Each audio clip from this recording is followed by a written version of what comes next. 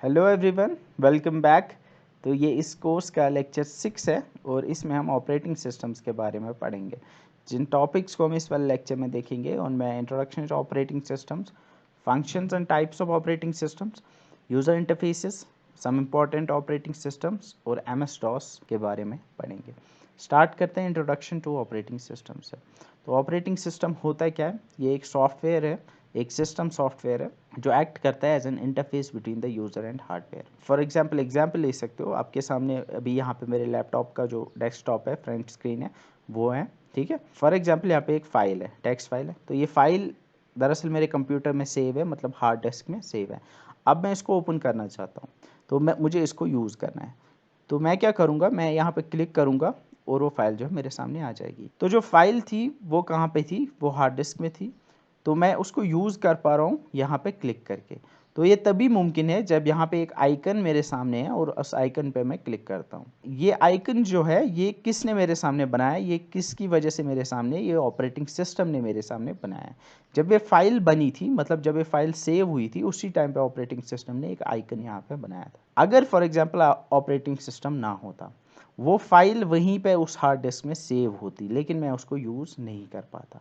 तो हम कहेंगे कि ऑपरेटिंग सिस्टम जो है वो एक्ट करता है एज एन इंटरफेस। अब हम ऑपरेटिंग सिस्टम की कुछ फंक्शंस को देखेंगे। जो main functions operating systems perform करता है उनमें file management, memory management, process management, handling of input and output. In functions को हम नेक्स्ट स्लाइड में डिटेल में जानेंगे। जो ऑपरेटिंग सिस्टम होता है उसमें बहुत सारे प्रोग्राम्स होते हैं, तो प्रोग्राम्स में इंस्ट्रक्शंस लिखी होती हैं। तो यहाँ पे आप देख सकते हो कि माइक्रोसॉफ्ट विंडोज़ जो है उसमें रफली 50 मिलियन लाइंस ऑफ कोड या फिर मान सकते हो इंस्ट्रक्शंस जो है वो लिखी हुई है। इससे आपको अंदाज़ा होगा कि एक ऑपरेटिंग सिस्टम कितना बड़ा और कितना कॉम्प्लेक्स सॉफ्टवेयर होता है। यहाँ पे आप देख सकते हो एक इमेज है। यूज़र जो है वो इंटरैक्ट करता है एप्लीकेशन के साथ, एप्लीकेशन सॉफ्टवेयर के साथ, एप्लीकेशन सॉफ्टवेयर ऑपरेटिंग सिस्टम के साथ और ऑपरेटिंग सिस्टम हार्डवेयर के साथ। फॉर एग्जांपल, अभी आपको कैमरा ओपन करना है या फिर अभी आपको कैमरा से फ़ोटो लेनी है। कैमरा जो है वो हार्डवेयर है, उसको यूज़ करने के लिए सबसे पहले आपको एक कैमरा एप्लीकेशन चाहिए, तो वो आपका एप्लीकेशन सॉफ्टवेयर होगा। उसी के साथ उसी को आप क्लिक करोगे, उसी के ऊपर आप क्लिक करके, मतलब उसी को आप ओपन करोगे।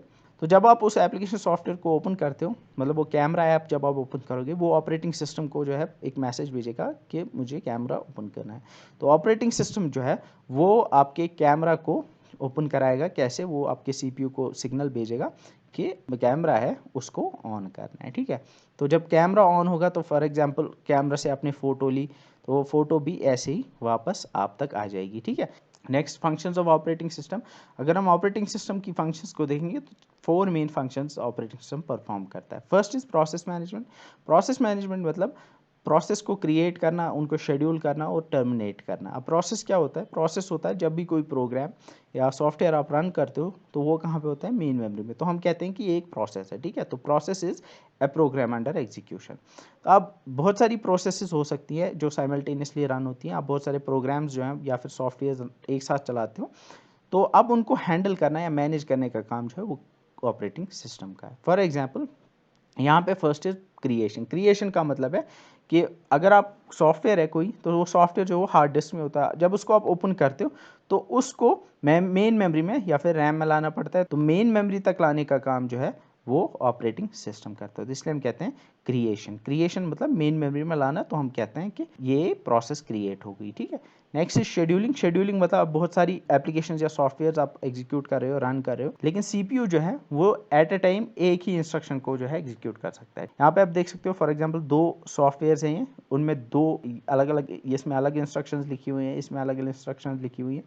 तो सीपीयू जो है फॉर एग्जांपल इस वाली को पहले रन करेगा या इस वाली को पहले रन करेगा, ये कौन डिसाइड करेगा? ये आपका ऑपरेटिंग सिस्टम करेगा। तो वो शेड्यूल करता है। शेड्यूल मतलब कि सबसे पहले इसको रन करना है या फिर इसको रन करना है। तो एक शेड्यूलर होता है, उसमें शेड्यूलर प्रोग्राम होता है ऑपरेटिंग सिस्टम के अंदर जो ये डिसाइड करता है, ठीक है।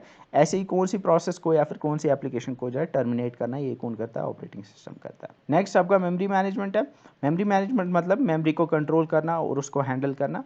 अब फॉर एग्जांपल जैसे ऑलरेडी मैंने बताया कि मेमोरी में अगर फॉर एग्जांपल 3 या 4 प्रोग्राम्स मेन मेमोरी में हैं, ठीक है, क्योंकि वो एग्जीक्यूट हो रहे हैं। अब ऐसा हो गया कि 4 जो प्रोग्राम्स हैं उन्होंने पूरी मेमोरी जो है वो फुल कर दी है, अब मेमोरी में और जगह नहीं बची है। अब फिफ्थ प्रोग्राम आ गया, फिफ्थ प्रोग्राम आप चलाना चाहते हो, फिफ्थ सॉफ्टवेयर आप चलाना चाहते हो, तो उसको मेन मेमोरी में लाना है, लेकिन मेन मेमोरी में जगह नहीं है, तो जो 4 ऑलरेडी मेमोरी में है उनमें से एक को निकालना है। वो कौन करेगा?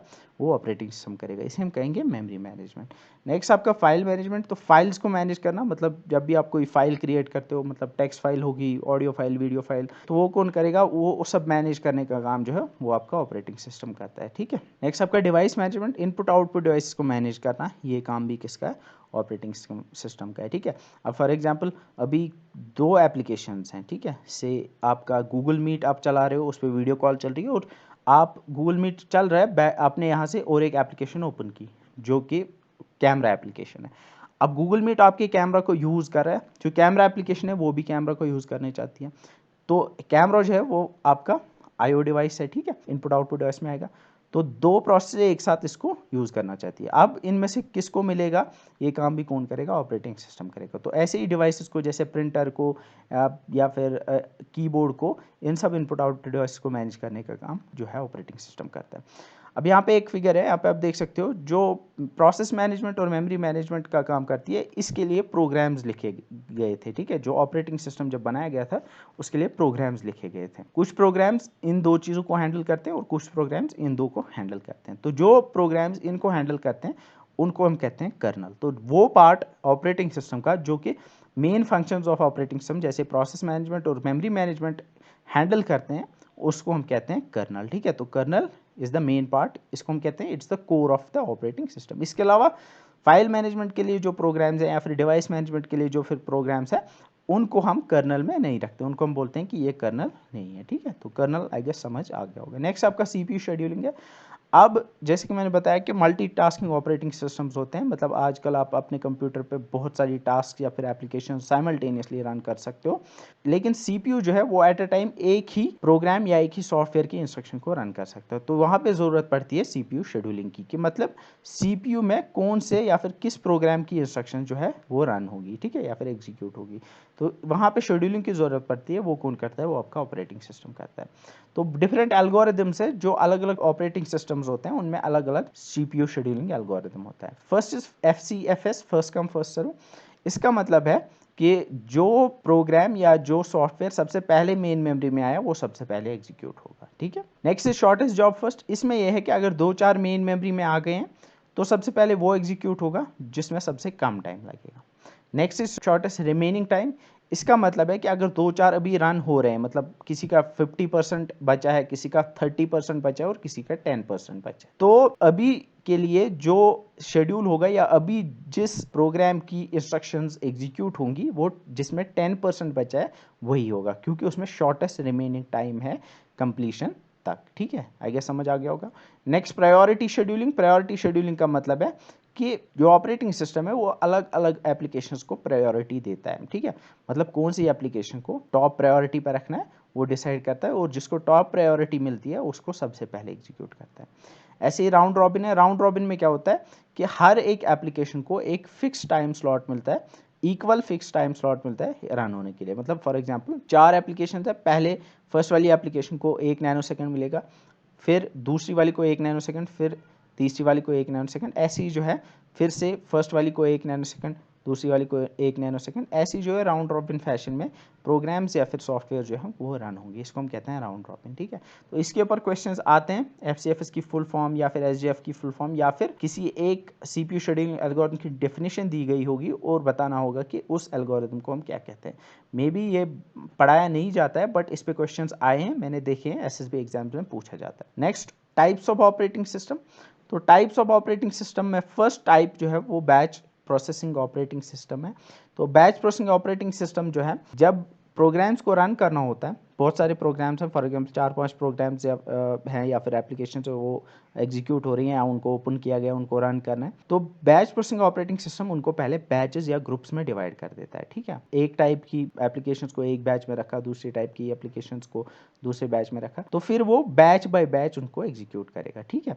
तो ये आप मान सकते हो जैसे वहाँ पे शेड्यूलिंग होती है, यहाँ पे भी बैच वाइज शेड्यूलिंग होती है। सबसे पहले एक बैच होगा, फिर उसके बाद दूसरा बैच होगा, फिर वो प्रायोरिटी देता है, मतलब किस वाले बैच को प्रायोरिटी मिलेगी उस हिसाब से वो एग्जीक्यूट करता है। इसमें एग्जांपल्स हैं like IBM Fortran monitor system. तो पहले जो बैच प्रोसेसिंग ऑपरेटिंग सिस्टम्स आते थे उनको मॉनिटर्स भी कहते थे, ठीक है। इसी तरीके से SOS है, शेयर ऑपरेटिंग सिस्टम, और IBSYS है, ये IBM के सिस्टम से चलता था जो 1960 में आते थे। आजकल भी कहीं कहीं पे बड़ी बड़ी ऑर्गेनाइजेशंस में यूज़ होती हैं जहाँ पे एक कंप्यूटर के साथ बहुत सारे यूज़र्स कनेक्टेड होते हैं, ठीक है, और बहुत सारे यूज़र्स जो अलग अलग काम दे देते हैं।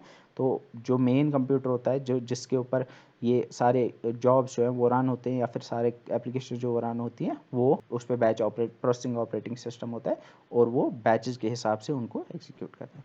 नेक्स्ट आपका सिंगल यूज़र ऑपरेटिंग सिस्टम, ऐसे ऑपरेटिंग सिस्टम्स जिस पे साइमल्टेनियसली एक ही यूज़र जो है वो काम कर पाए उसको हम सिंगल यूज़र ऑपरेटिंग सिस्टम कहते हैं। आपके जो PCs होते हैं, आपका लैपटॉप हो गया है जिनमें विंडोज़ हो या फिर मैक होगा, तो ये सारे जो हैं ये भी आपके सिंगल यूज़र में आते हैं क्योंकि एट अ टाइम एक ही यूज़र इनको यूज़ कर सकता है। नेक्स्ट आपके मल्टी यूज़र ऑपरेटिंग सिस्टम, ऐसे ऑपरेटिंग सिस्टम जिनको साइमल्टेनियसली एक से ज़्यादा यूज़र्स यूज़ कर पाएँ। तो कंकरेंटली जिनको मल्टीपल यूज़र्स यूज़ कर पाएँ उनको मल्टी यूज़र ऑपरेटिंग सिस्टम्स कहते हैं, ठीक है। इनमें OpenVMS एक ओपन वर्चुअल मेमोरी सिस्टम है, ये एक एग्जाम्पल है मल्टी यूज़र ऑपरेटिंग सिस्टम की, ठीक है। नेक्स्ट आपका मल्टीटास्किंग ऑपरेटिंग सिस्टम, ऐसे ऑपरेटिंग सिस्टम जिनमें साइमल्टेनियसली या कंकरेंटली आप एक से ज़्यादा प्रोसेसेस को या एक से ज़्यादा एप्लीकेशंस को रन कर पाओ, उसे हम कहते हैं multitasking operating system. Linux, Unix या फिर विंडोज़ के आते हैं आपके, जो भी आपका विंडोज़ 7 होगा या फिर विंडोज़ 90s में जो थे 95, 98, या फिर आपका मैक हो गया। आजकल जो भी ऑपरेटिंग सिस्टम ऑलमोस्ट आते हैं वो सारे मल्टीटास्किंग ऑपरेटिंग सिस्टम होते हैं क्योंकि आप साइमल्टेनियसली बहुत सारी एप्लीकेशंस जो है वो चला सकते हो, ठीक है। आप बैकग्राउंड में म्यूज़िक चल रहा है उसके लिए एक एप्लीकेशन है और यहाँ से आप कुछ गेम खेल रहे हो उसकी वो अलग एप्लीकेशन, तो ऐसे आप मल्टीटास्क कर सकते हो।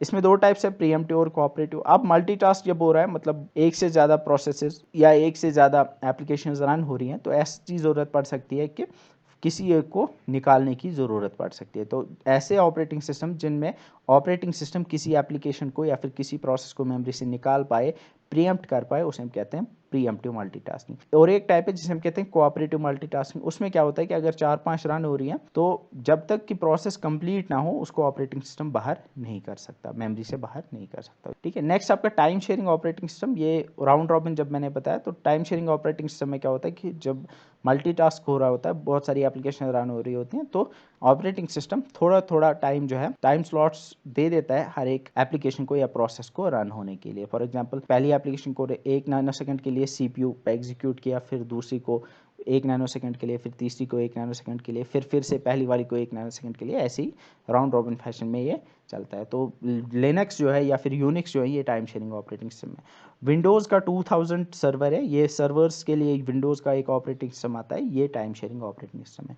विंडोज़ 7 या 8 जो आपके PC में होगा वो टाइम शेयरिंग नहीं है। नेक्स्ट आपके रियल टाइम ऑपरेटिंग सिस्टम, ऐसे ऑपरेटिंग सिस्टम जिन्हें रियल टाइम में रिस्पॉन्ड करना पड़ता है, जो कि ऐसी एप्लीकेशंस जहाँ पे रियल टाइम में सिस्टम को रेस्पॉन्ड करना पड़ता है, वो वाले सिस्टम जो होते हैं उनमें जो ऑपरेटिंग सिस्टम होते हैं उन्हें रियल टाइम ऑपरेटिंग सिस्टम कहते हैं। तो कहीं पे कोई एप्लीकेशन होगी, for example air traffic control system जो होता है वो भी एक कंप्यूटर ही होता है, तो उसमें जो ऑपरेटिंग सिस्टम उसमें रियल टाइम में सिस्टम को रेस्पॉन्ड करना पड़ता है। ज़रा सा भी डिले हो गया तो वहाँ पे डैमेज हो सकता है। तो ऐसी एप्लीकेशन में जो ऑपरेटिंग सिस्टम जो होते हैं उन्हें हम रियल टाइम ऑपरेटिंग सिस्टम्स कहते हैं।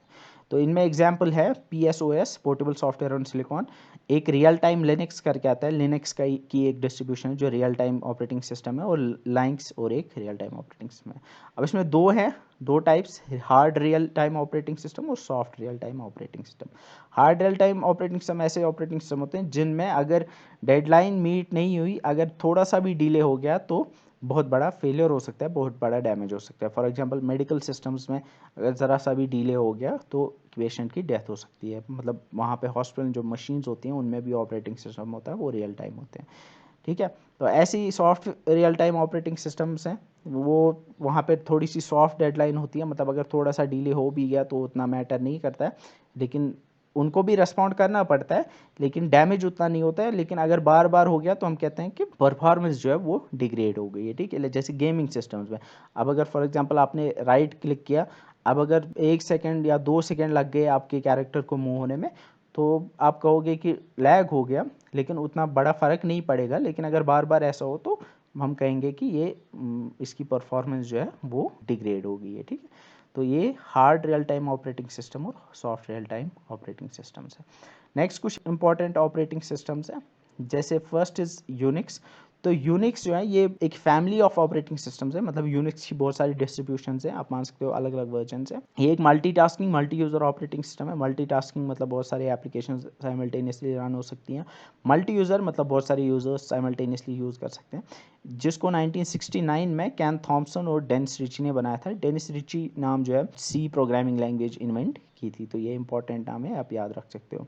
ठीक है, तो यूनिक्स जो है ज़्यादातर सर्वर्स के ऊपर इंस्टॉल्ड होता है, सर्वर्स में यूज़ होता है, वर्क स्टेशन में कम यूज़ होता है, आपके पीसी में या फिर आपके लैपटॉप में बहुत कम होगा। ठीक है, तो उनके लिए यूनिक्स नहीं होता है। Next is Linux. तो लिनक्स एक ओपन सोर्स है, मतलब इसका सोर्स कोड जो है वो पब्लिकली अवेलेबल है। मतलब जिस बंदे ने ये बनाया था, लाइनस टॉर्वाल्ड्स, जो उन्होंने जब ये बनाया था तो उसको बनाने के लिए जो कोड उन्होंने लिखा था वो उन्होंने पब्लिक कर दिया, सबको दिखा दिया। ठीक है, तो अब इसमें क्या होता है कि अब लोग जो है उसके ऊपर कुछ इंप्रूवमेंट्स करते हैं। मतलब अब लिनक्स बहुत बड़ा सॉफ्टवेयर है, ये ऑपरेटिंग सिस्टम है, इसमें बहुत सारे प्रोग्राम्स हैं, तो किसी प्रोग्राम को किसी ने थोड़ा सा चेंज कर दिया, अपने हिसाब से इम्प्रूव कर दिया, तो इस हिसाब से लिनक्स की बहुत सारी डिस्ट्रीब्यूशंस हैं। लेकिन कर्नल जो है उसको हम कहते हैं लिनक्स कर्नल, मतलब मेन जो है प्रोसेस मैनेजमेंट के लिए या फिर सीपीयू मैनेजमेंट के लिए जो प्रोग्राम्स है वो ऑलमोस्ट सब में सेम ही होते हैं। तो ये 1991 में लाइनस टॉर्वाल्ड्स ने बनाया था, ये यूनिक्स की तरह ही है। अगर आप वेब सर्वर्स को देखोगे, वेबसाइट्स जिन पे होती हैं, जिन कंप्यूटर्स पे होस्टेड होती हैं, ऑलमोस्ट जो टॉप 1 मिलियन वेब सर्वर्स हैं उनमें 96% के ऊपर लिनक्स है। ठीक है, तो कुछ फेमस डिस्ट्रीब्यूशंस इनकी यूबुंटो। यूबुंटो बहुत आपने देखा होगा शायद कहीं कहीं पे, ये पीसीज में होता है, लैपटॉप्स में इंस्टॉल्ड होता है। सेंटोस ऐसे ही एंड्रॉयड आपके मोबाइल फ़ोन में जो है वो भी लिनक्स ऑपरेटिंग सिस्टम के ऊपर ही बना है। उसका कर्नल जो है, मतलब मेन जो उसकी प्रोसेस मैनेजमेंट के लिए प्रोग्राम्स हैं या फिर सीपीयू मैनेजमेंट के लिए जो प्रोग्राम्स हैं वो लिनक्स के ही हैं। ठीक है, फिर उसके ऊपर कुछ चेंजेस की जाती हैं ताकि उसको आपके फ़ोन मतलब या मोबाइल फ़ोन के लिए बनाया जाए। रेड हैट या काली, ये हैकर्स ज़्यादातर यूज़ करते हैं या फिर पेनिट्रेशन टेस्टिंग के लिए यूज़ किए जाते हैं, ये भी लिनक्स ऑपरेटिंग सिस्टम्स की डिस्ट्रीब्यूशंस हैं। नेक्स्ट आपके एप्पल मैकिंटॉश। अब जो एप्पल कंप्यूटर्स हैं उन्होंने जब एप्पल का पहला पीसी जो आया था उसका जो ऑपरेटिंग सिस्टम था उसका नाम था मैकिंटॉश ऑपरेटिंग सिस्टम। बाद में उसका नाम चेंज करके उन्होंने मैक कर दिया, मैक ओएस। पहले मैकिंटॉश ओएस था, मैकिंटॉश ऑपरेटिंग सिस्टम, फिर मैक ओएस हो गया। 1984 में ये स्टीव जॉब्स ने इन्वेंट किया था जब पीसी बनाया था, तो पहले मैकिंटॉश था फिर मैक ओएस हो गया। ठीक है, ये एक प्रॉपराइटरी है। प्रॉपराइटरी मतलब है कि आप मान सकते हो को इसके राइट्स जो हैं वो सिर्फ एप्पल कंपनी के पास है, या फिर इसका ये ओपन सोर्स नहीं है, ये क्लोज सोर्स है।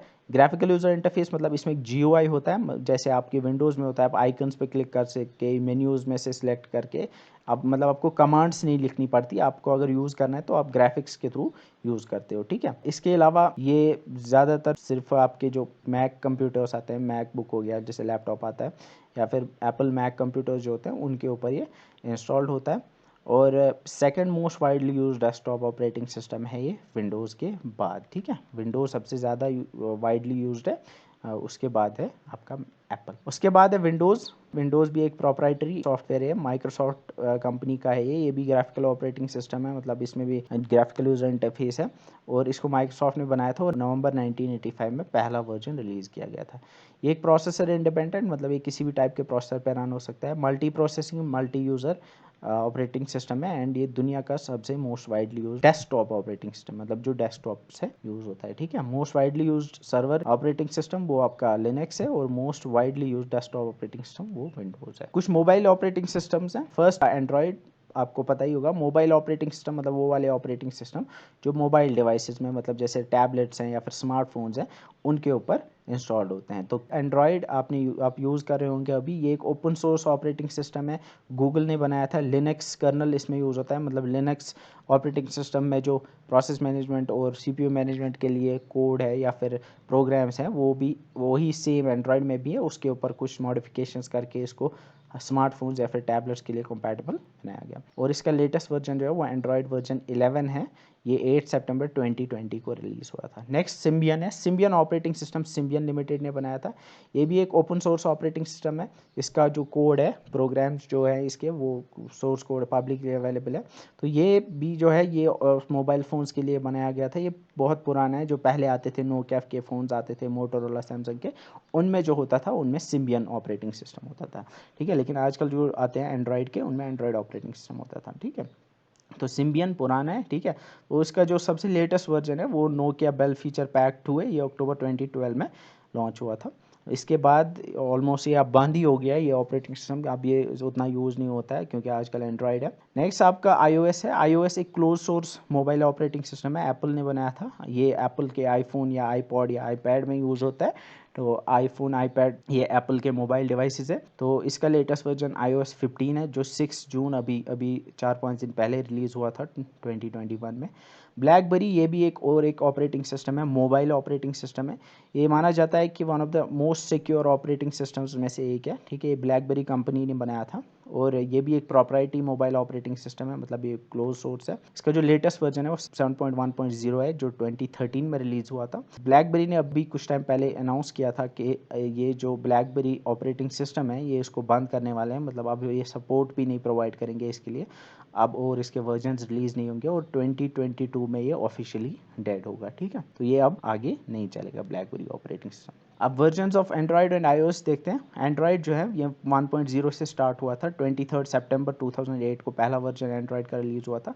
एंड्रॉयड 1.5 जो था उसको कपकेक नाम दिया गया। उसके बाद जो भी वर्जन्स आए उनको स्वीट्स का नाम दिया गया। वैसे डोनट, एक्लियर, फ्रेयो ऐसे करके ये चलता रहा पाई तक। एंड्रॉयड 9 जो था उसको पाई नाम दिया गया। उसके बाद उन्होंने ये कंटिन्यू नहीं किया और फिर ऐसे ही एंड्रॉयड 10, 11 और 12 इन्होंने नाम दिए। आईफोन का जो था उससे पहले iOS जो मैंने बताया उसको पहले आईफोन OS कहते थे। आईफोन OS 1 जो है वो 29 जून 2007 को रिलीज हुआ। फिर OS 2, OS 3 आए, फिर OS 4 जो है उसको नाम iOS उन्होंने कर दिया और फाइनली इसका iOS 15 जो है वो रिसेंटली लॉन्च हुआ था, ठीक है। अब MS DOS के बारे में जानते हैं। MS DOS मतलब Microsoft disk operating system, Microsoft का पुराना जो विंडोज से पहले आता था ऑपरेटिंग सिस्टम है। तो MS DOS जो है 1980 में माइक्रोसॉफ्ट ने माइक्रो कंप्यूटर, जो छोटे कंप्यूटर उस टाइम के जो माइक्रो कंप्यूटर्स थे उनके लिए बनाया था। और जो पहला IBM ने PC बनाया था उसके ऊपर जो इंस्टॉल था ऑपरेटिंग सिस्टम वो यही MS DOS था। तो MS DOS एक सिंगल यूज़र ऑपरेटिंग सिस्टम है। इसमें कोई ग्राफिकल यूज़र इंटरफेस नहीं होता। ये एक कमांड बेस्ड ऑपरेटिंग सिस्टम है। इसमें आप आइकन्स पे ऐसे क्लिक करके इसको यूज़ नहीं कर सकते। इसमें आपको कमांड्स लिखनी पड़ती है। अगर हम स्ट्रक्चर देखेंगे DOS का, तो DOS भी एक ऑपरेटिंग सिस्टम है, मतलब इसमें बहुत सारे प्रोग्राम्स होंगे। तो इसमें कुछ मेन प्रोग्राम्स हैं जैसे बूट रिकॉर्ड, द बायोस जो बेसिक इनपुट आउटपुट, MS-DOS.sys और command.com, ये कुछ 4 प्रोग्राम्स हैं। बूट रिकॉर्ड जो है ये मेन प्रोग्राम है और इसका काम होता है जो ऑपरेटिंग सिस्टम है उसको मेन मेमोरी में लोड करना। ऐसे ही बायोस है, it acts as an interface between hardware and programs, जो डिफरेंट प्रोग्राम्स में इंस्टॉल्ड होंगे। फिर उसके बाद MS-DOS.sys है, तो ये फाइल मैनेजमेंट और प्रोसेस मैनेजमेंट के लिए ये वाला प्रोग्राम है। इसके बाद command.com प्रोग्राम है। इसमें जो भी कमांड्स जिनके थ्रू आप इसको एक्सेस करोगे वो इस command.com प्रोग्राम में होते हैं। अब कॉन्फ़िगरेशन देखेंगे इस DOS की। कॉन्फ़िगरेशन में इसकी 2 इंपॉर्टेंट फाइल्स है, एक तो config.sys है और एक autoexec.bat है। config.sys जो है जब कंप्यूटर स्टार्ट होता है तो सबसे पहले इनिशियलाइज़ करने के लिए ये वाली फ़ाइल जो है ये रन होती है। टेक्स्ट, ये एक टेक्स्ट फाइल होती है। तो इसमें कमांड्स लिखी होती हैं जो एग्जीक्यूट होती हैं जब कंप्यूटर स्टार्ट होता है। इसके बाद autoexec.bat है। autoexec.bat, ऑटो एग्जेक मतलब ऑटो एग्जीक्यूट, ये खुद ब खुद एग्जीक्यूट होती है जब कंप्यूटर ऑन होता है, ठीक है। तो जब कंप्यूटर ऑन होता है तो इसमें कमांड्स होती हैं जो ऑपरेटिंग सिस्टम सबसे पहले रन करता है जब वो बूट होता है, ठीक है। तो ये कॉन्फ़िग क्या करता है, config.sys ये सेटअप करता है कंप्यूटर को और ऑटो एग्जिक जो है ऑटोमेटिकली एग्जीक्यूट होता है जब कंप्यूटर सबसे पहले स्टार्ट होता है। अब कुछ इंपॉर्टेंट फाइल एक्सटेंशंस हैं जैसे आपने देखेंगे .exe जो MS DOS में यूज़ होते थे। .exe एग्जीक्यूटेबल फाइल्स मतलब जिनको आप रन कर सकते हो, ऑब्जेक्ट फाइल्स। .com ये कमांड फाइल्स, उनका एक्सटेंशन ये होता है, मतलब अगर कोई कमांड फाइल बनानी होती थी तो उसको पीछे .com लगाना पड़ता था। ऐसे ही .bat ये बैच फाइल सी। बैच इस दरअसल क्या होता है, ये एक सीरीज ऑफ कमांड्स होता है, एक फाइल होती है जिसमें बहुत सारी कमांड्स होती हैं। ऐसे ही डॉक फाइल्स जो डॉक्यूमेंट फाइल्स होती हैं उनमें .doc होता है। .txt टेक्स्ट फाइल्स के लिए, ऐसे प्रोग्राम फाइल्स, ओवरले फाइल्स और सिस्टम फाइल्स होती थी। अलग अलग फाइल्स के लिए अलग अलग एक्सटेंशन होते हैं। एक्सटेंशन मतलब जो नाम के पीछे लगता है .exe.com, जैसे आप देखते हो अगर वीडियो फाइल होगी पीछे .mp4 लगता है, तो ऐसे ही अलग अलग फाइल्स के लिए अलग अलग फाइल एक्सटेंशन होता है। Next, different types of M S DOS commands. तो एम एस डॉस कमांड्स अगर देखें तो दो टाइप्स की कमांड्स हैं, इंटरनल और एक्सटर्नल। इंटरनल कमांड्स वो कमांड्स होंगी जो ऑटोमेटिकली लोड होती हैं मेमोरी में जब बूटिंग होती है, तो जब कंप्यूटर स्टार्ट होता है ये ऑटोमेटिकली लोड होती हैं, ठीक है, या रन होती हैं। अब एक्सटर्नल कमांड्स वो कमांड्स होती हैं जिन्हें रन करने के लिए कुछ एक्सटर्नल फाइल्स की ज़रूरत होती है, तो जैसे डेट, टाइम, वेयर, वॉल, ये जो है ये इंटरनल कमांड्स है, और checking disk, comparing disk, formatting, ये एक्सटर्नल कमांड्स हैं। अब कुछ इंपॉर्टेंट कमांड्स हैं जैसे कॉल है, CDS, CLS, ये एम एस डॉस में कुछ इंपॉर्टेंट कमांड्स हैं, इनको थोड़ा सा आपको देखना चाहिए, इनमें भी क्वेश्चन पूछे। तो कॉल क्या होता है कि जब कोई प्रोग्राम रन हो रहा होता है तो अगर एक प्रोग्राम को दूसरी प्रोग्राम को कॉल करना होता है तो कॉल यूज़ होती है, कॉल कमांड। CD मतलब चेंज डायरेक्टरी, मतलब अभी आप किसी फोल्डर में हो, ठीक है, अब आप दूसरे फोल्डर में जाना चाहते हो तो आप लिखते हो CD और फिर उस फोल्डर का नाम, तो CD मतलब चेंज डायरेक्टरी। CLS मतलब क्लियर स्क्रीन, मतलब अगर आपने कमांड प्रॉम्प्ट यूज़ किया होगा तो वहाँ पे भी आप ये जो कमांड्स हैं इनको यूज़ कर सकते हो। CLS मतलब क्लियर स्क्रीन, मतलब अभी आपने बहुत सारी कमांड्स लिखी है, वहाँ से आउटपुट भी आ गया, अब आप चाहते हो कि स्क्रीन जो है वो क्लियर हो जाए तो आप CLS लिखते हो। कॉपी, अगर आप कॉपी करना चाहते हो फाइल्स को, डेट, ये डेट डिस्प्ले करता है। डिलीट, फाइल्स को डिलीट करने के लिए। DIR मतलब डायरेक्टरी, ये अगर जिस फोल्डर में अभी आप हो, अगर आप चाहते हो कि जितनी भी फाइल्स इस फोल्डर में हैं वो डिस्प्ले हो जाए तो आप DIR जो है ये कमांड रन करते हो। इरेज, ये डिलीट करने के लिए। एडिट, ये फाइल्स को एडिट करने के लिए। इसके अलावा एग्जिट है, फॉर्मेट है, इफ है। MD और एक है MD, मतलब अगर आप नया मेक डायरेक्टरी है ये, दरअसल अगर आप नया फोल्डर बनाना चाहते हो तो MD कमांड देते हो। इसी तरीके से मूव, पाथ, प्रिंट। RD एक है रिमूव डायरेक्टरी, अगर आप रिमूव करना चाहते हो एक एम्प्टी डायरेक्टरी को तो RD है। ऐसी डिफरेंट टाइप्स ऑफ डायरेक्टरीज है, तो इनको आप पढ़ सकते हो। नेक्स्ट आपकी कुछ मिसलेनियस टर्म्स है। First is booting. बूटिंग का मतलब है कंप्यूटर सिस्टम को रन करना, ठीक है, कंप्यूटर सिस्टम को स्टार्ट करना, उसको हम कहते हैं बूटिंग। बूटिंग कैसे होती है? यूजुअली आप स्टार्ट बटन जो होता है उस पर क्लिक करते हो, तो जो बटन होता है उसको आप दबाते हो तो आपका कंप्यूटर सिस्टम बूट हो जाता है। अब बूट दो टाइप की है, कोल्ड बूटिंग और वार्म बूटिंग। कोल्ड बूटिंग मतलब अभी आपका कंप्यूटर सिस्टम ऑफ है, बिल्कुल ऑफ है, मतलब पावर बिल्कुल ऑफ हो गई। अब आप अगर स्टार्ट बटन को क्लिक करोगे, उसको दबाओगे तो आपका सिस्टम बूट होगा, तो उसे हम कहेंगे कोल्ड बूटिंग। अब वार्म बूटिंग है। वार्म बूटिंग क्या होता है कि आप कंप्यूटर चला रहे हो, अगर आप Ctrl+Alt+Delete दबाओगे तो आपका कंप्यूटर सिस्टम रीस्टार्ट होगा, तो इसको हम वार्म बूटिंग कहते हैं। अब डिफरेंस ये है कि कोल्ड बूटिंग जो होती है उसमें कंप्यूटर जो है पूरी तरीके से पावर्ड ऑफ होता है, लेकिन वार्म बूटिंग में कंप्यूटर सिस्टम पूरी तरीके से पावर ऑफ नहीं होता है। नेक्स्ट आपका स्पूलिंग है। स्पूलिंग का मतलब है साइमल्टेनियस पेरिफेरल ऑपरेशंस ऑनलाइन, में भी पूछे इसकी फुल फॉर्म। ये क्या होता है कि फॉर एग्जांपल CPU अभी कुछ एग्जीक्यूट कर रहा है कुछ इंस्ट्रक्शंस को, तो स्पूलिंग में क्या होता है कि IO डिवाइस से कुछ डेटा आ रहा है तो उसको सेव किया जाता है हार्ड डिस्क में। ऐसे ही अगर 2-4 IO डिवाइस से डेटा आ रहा है या फिर डेटा जा रहा है तो उसको सेव किया जाता है टेम्परेली हार्ड डिस्क में, तो जब CPU फ्री होता है फिर वो हार्ड डिस्क से इसको मेन मेमोरी में लेके आता है, फिर उसके ऊपर ऑपरेशन करता है। इसको हम कहते हैं स्पूलिंग, ठीक है। स्पूलिंग का मतलब है साइमल्टेनियसली एक से ज़्यादा इनपुट आउटपुट ऑपरेशंस को परफॉर्म करने को कहते हैं। नेक्स्ट आपका कर्नल है। ऑलरेडी मैंने बताया central component of your operating system, जो कि प्रोसेस मैनेजमेंट और CPU मैनेजमेंट हैंडल करता है, या ये वाली फंक्शंस जो है ये परफॉर्म करता है।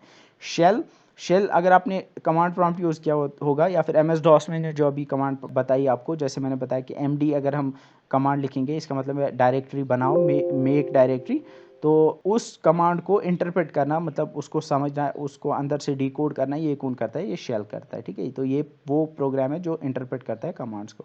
थ्रेड, एट अ टाइम एक ही प्रोग्राम जो है रन हो सकता है। तो थ्रेड क्या है? एक प्रोग्रामिंग कॉन्सेप्ट है, उसमें एक प्रोग्राम में बहुत सारी थ्रेड्स हम बना सकते हैं, तो वो थ्रेड्स जो है वो साइमल्टेनियसली रन हो सकती हैं, ठीक है। अब मान सकते हो thread is part of a program और पार्ट्स ऑफ प्रोग्राम जो कि साइमल्टेनियसली रन हो सकते हैं या कंकरेंटली रन हो सकते हैं। नेक्स्ट आपका डेडलॉक है। डेडलॉक आप ऐसे समझ सकते हो, फॉर एग्जांपल यहाँ पे दो सॉफ्टवेयर है P1 और P2, तो सॉफ्टवेयर दो हैं और दो रिसोर्सेज है। फॉर एग्जांपल कैमरा है और स्पीकर है, ठीक है। ये कैमरा है, ये स्पीकर है, ये प्रोसेस एक है, ये एक दूसरी प्रोसेस, सॉफ्टवेयर 1 है, सॉफ्टवेयर 2, कैमरा और ये आपका स्पीकर है। फॉर एग्जांपल ये जो कैमरा है ये सॉफ्टवेयर 1 यूज़ कर रहा है, ठीक है, और ये जो स्पीकर है ये दूसरा सॉफ्टवेयर यूज़ कर रहा है। अब ये सॉफ्टवेयर जो ये चाहता है कि मैं कैमरा यूज़ करूँ और ये सॉफ्टवेयर जो है ये चाहता है मैं स्पीकर यूज़ करूं, लेकिन स्पीकर जो है ये अभी इसके पास है और कैमरा जो है ये इसके पास है। ठीक है, तो यहाँ पे एक डेडलॉक हो गया। ठीक है, तो यहाँ पे ना ही ये इसको छोड़ेगा ना ही ये वाला इसको छोड़ेगा। तो डेडलॉक तभी टूटेगा जब इनमें से कोई एक किसी एक को छोड़ेगा। तो डेडलॉक ऐसी सिचुएशन है जहाँ पे कंप्यूटर प्रोग्राम्स जो कुछ रिसोर्स को शेयर कर रहे हैं वो प्रिवेंट करते हैं दूसरे प्रोग्राम को उस रिसोर्स को एक्सेस करने में। ठीक है, तो इससे क्या होता है कि दोनों प्रोग्राम्स रुक जाते हैं और एक डेडलॉक हो जाता है। आई गेस समझ आ गया होगा। That's it for this lecture, thanks for watching. Next lecture में एमसीक्यूज करेंगे इस लेक्चर के टॉपिक्स के ऊपर। Till then bye bye.